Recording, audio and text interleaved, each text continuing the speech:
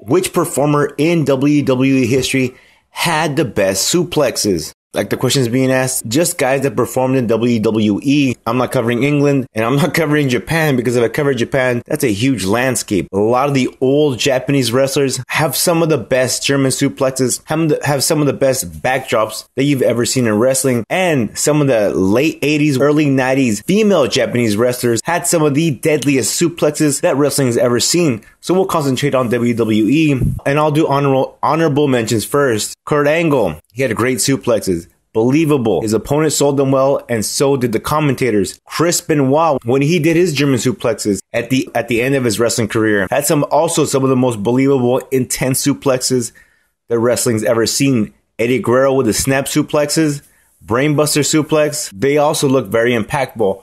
But my top 3 goes like this. Number 3, the man from the Red Hook section of Brooklyn, New York, Tazz, had the most unique set of suplexes in the game in WWE history, because he did every suplex imaginable, man. Tiger suplex, dragon suplex,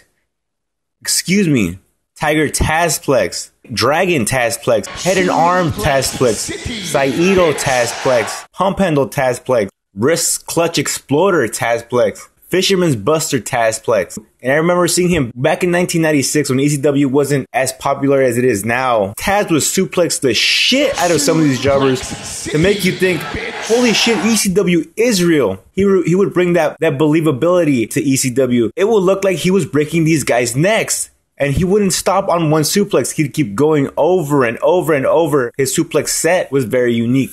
My number 2 guy doesn't have that unique set of suplexes.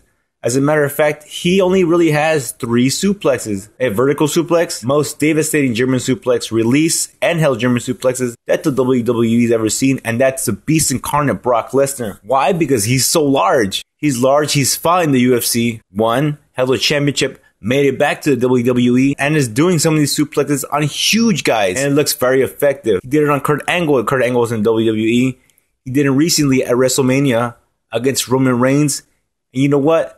The impact and the ferocity look very real. The commentators love selling it because Brock Lesnar has a huge frame, and his intensity when he does them makes the crowd pop every time. Although his suplex moves aren't as unique as a lot of other guys, he does not need to do any fancy dragon suplexes to make you believe that he's really hurting these guys. But my number 1 is Scott Steiner. Scott Steiner also has that collegiate background that Brock Lesnar has. He also has a huge frame that Brock Lesnar has. The only difference between them, Scott Steiner was a whole lot more athletic than Brock Lesnar will ever be. Even though Brock Lesnar, yes, he can do that shooting star press, he invented the Frankensteiner. It's a top rope sitting down Huracan Rana, but he invented that move in the United States.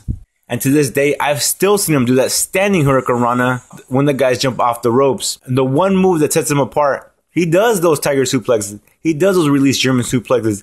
He does those dragon suplexes. The one move that sets him apart is the Steiner screwdriver, which is a suplex, a held suplex that gets you dropped straight on your head into a pile driver. Suplex City, bitch.